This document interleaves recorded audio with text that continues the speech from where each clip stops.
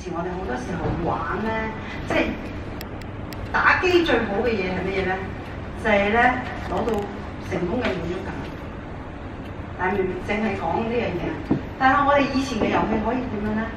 你喺戶外大聲叫、大聲嗌嘅時候，係咪嚟得好自然啊？我哋成日講啊，表達內心嘅多句，我哋將啲我想發放嘅情緒可以自然地流露出嚟。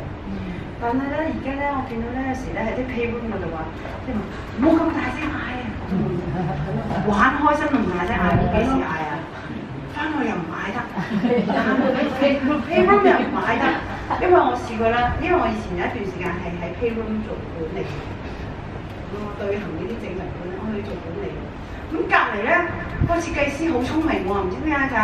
隔離有個咧係圖書館嚟㗎喎，我心諗你知唔知有冇小朋友㗎你？咁所以成日咧嗰班細路仔咧，咁我帶遊戲梗係好開心啦，成日俾人投訴細聲啲喎，喂點玩嘅咁細聲啲啊？人哋開心啊！咁表達內心情緒嘅意思話，小朋友當佢真係好想表達嗰種成功感、快樂，佢話哇咁樣，我哋係合理化嘅。佢唔係喺度坐喺度做下功課嗌嘛，你想唔想佢咁樣？咁就有問題啦。咁所以咧，我哋咧遊戲可以幫佢咧喺大自然啊，喺適當環境啊，贏咗或者啊，你俾你阿妹碌到好多卡嘅時候，你阿妹好開心啊嗌咁樣，合理化嘅。好啦，發揮創意啦，提升成就感即係話，停得好重要呢個。你到時你哋設計遊戲俾婆婆都係，香港人好得意，設計遊戲永遠都想難人哋。懶到你做唔到咧，就覺得好勁咁樣。諗叫佢諗個遊戲咧，佢諗成4-5個規則，諗到咧好似嗰個人最好唔好玩咁樣。好得意㗎，尤其是中學生咧，可能我覺得係因為佢哋平時生活咧喺學校老師就係咁樣，即係做啲嘢挑戰佢哋，或者希望佢哋咧好難。其實個目標係想去挑戰佢能力，但係某程度變咗佢哋做唔到嘅時候，好多挫敗。我哋遊戲咧想要個頭先講情緒嗰樣嘢咧。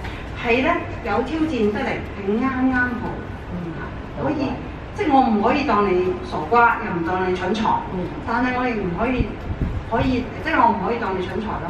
咁啲嘢搞完到嘅時候，你都唔使點理咁樣。啲婆婆都係，所以頭先咧芬姑娘講得啱，你買啲0至2歲嘅 baby toys 俾佢哋喎 ，BB 玩具，你真係當啲婆婆傻豬嚟咩？啲 sensory 玩感官唔代表係 BB。OK， 咁所以我相信你哋唔會設計啲 BB 玩具俾佢，因為咧玩遊戲其中一樣嘢提升成就感就係話，佢玩嘅時候，佢真係要經過佢嘅智慧，好似你哋玩以前嘅遊戲咁，你去諗過、度過，然後去玩到，呢個先係有成功感。OK， 好重要啊，好重要！我教過好多次啲人啊點玩㗎？咁樣，我話你覺得玩唔玩到啊？咁樣先嘅好玩㗎嘛！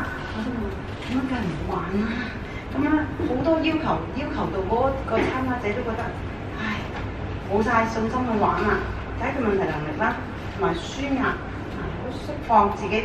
可能你哋玩一陣間，你試下玩完之後都唔記得自己今日可能頭先咧有啲唔開心嘅事情啊，擴闊社交圈子，一陣間你哋玩就同啲朋友一齊。好啦，而家玩啦，時間冇多，我哋今日咧。